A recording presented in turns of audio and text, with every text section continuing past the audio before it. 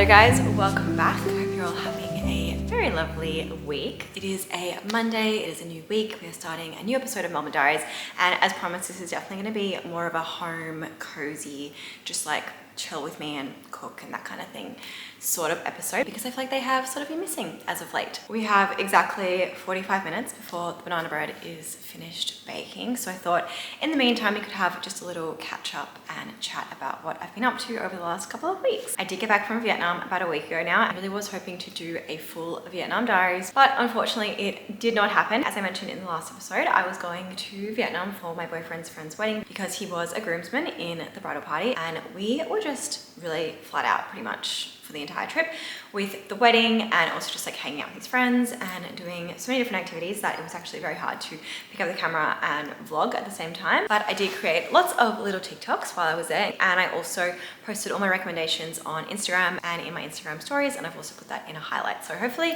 that covers a lot of the things that happened, but I thought we could still do a little recap here as well. The trip started with a very traditional Vietnamese tea ceremony at the bride's house the day before the wedding, which was so much fun. And me and the other girlfriends and wives of the men that were part of the bridal party all decided to match our outfits as well. So we didn't actually have our outfits until we arrived in Vietnam, so we only had like a couple of hours to go to different stores around where our hotel was and try and find these matching outfits, but I actually think that we did pretty well in the end. The bride and groom obviously looked so gorgeous in all red for the day. That evening we went and checked out a cocktail bar, and we also had a welcome dinner for the bride and groom as well. That is the first fast food place I've seen.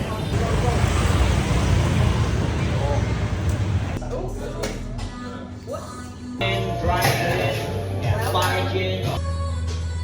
The next day was the wedding, and honestly this was such a fun day. I didn't really know the bride and groom that well before going to their wedding, and because it is still somewhat of a new relationship, I don't know my boyfriend's friends that well yet either, but honestly I just felt like so included in this entire wedding experience. It just felt like I was there with my group of friends, and it was just honestly so great. So definitely had the most incredible time at the wedding and just celebrating with the bride and groom, and yeah, just being there for their very special day. After that we pretty much just had one day in Hanoi where we were just going around and doing lots of sightseeing, exploring. Cafe culture, especially in Hanoi, is incredible. I tried all the different coffees, like the egg coffee and the salted coffee and the coconut coffee. I think my favorite was probably the coconut coffee, but they were honestly all really delicious and very sweet, and I just really like sweet things. I think the highlight of the trip was probably doing an overnight cruise on Halong Bay. This was such a beautiful experience. It was so hard deciding which cruise to book because there were literally so many online when I was booking, but I went with Stellar of the Seas and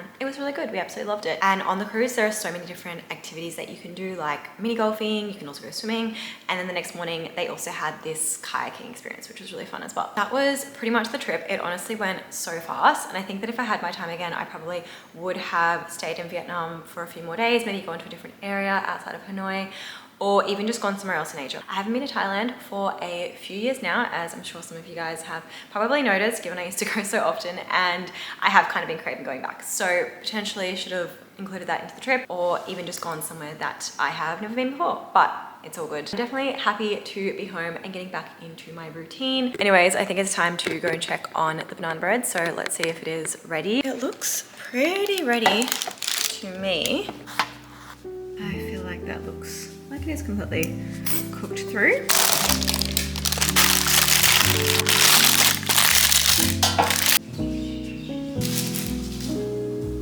The recipe did say to wait till it cooled before you cut it, but I am literally the most impatient person in the entire world. I cut it immediately and it is delicious.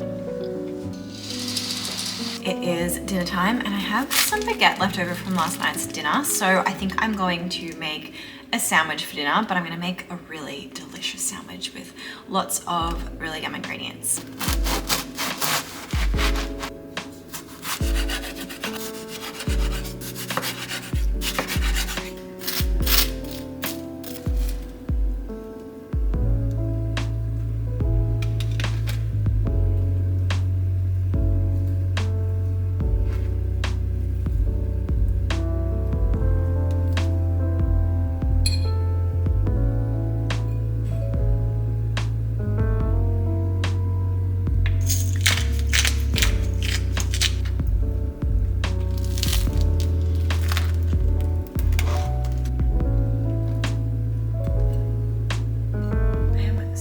excited to eat this. This is exactly what I was craving for dinner. So delicious. Good morning, guys. I'm just going to an event this morning at the Boutique Grace in Brighton for a brand that they stock called Samsu Samsu. I don't know if that's how you pronounce it, but that is my understanding of the brand. So I'm just going to head across to that event now and I'll take you guys along. Yeah, and the pink one as well, not like this part of it right now. Just this. Just got back into the car and I took one of the pastries with me. I was going to eat it there, but I felt like it was just too messy and no one else was eating, so I prefer to just eat it in the car after the event. It is a cinnamon bun from Iris Bakery. Oh my god, this is really yum. Wow, delicious. They also gave me these beautiful flowers that I'm going to put into a vase when I get home.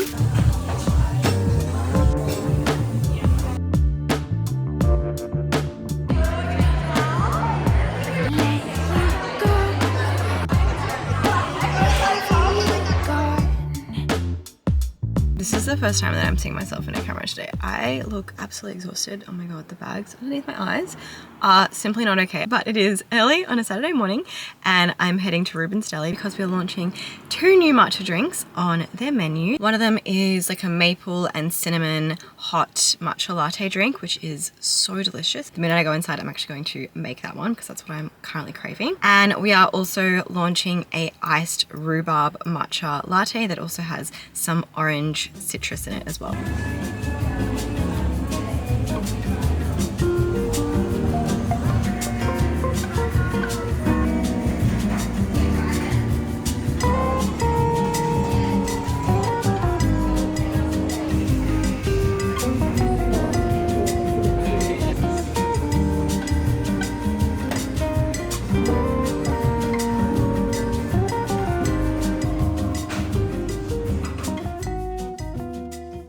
Aquitaine sent me this beautiful PR gift. These are all the ingredients to make a citrus gin fuzz.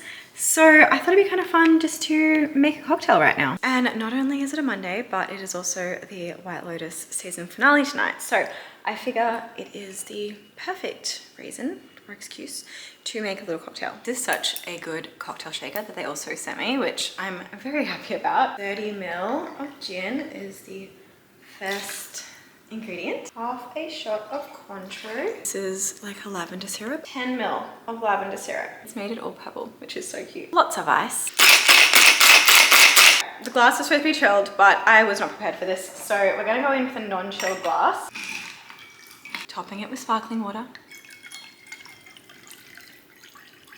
Orange peel to garnish, and also some lavender. This actually looks so good. Wow, that is delicious. I was sort of worried that it was gonna be too lavendery, but it's actually just perfect. Also, I just got the cutest glasses from In the Roundhouse. I also got these really cute plates as well with different colors around the rims. I feel like this will be so cute for my next dinner party. And I've actually been really craving having a dinner party recently, so I'm definitely going to have one soon, and I'm gonna use all of these utensils.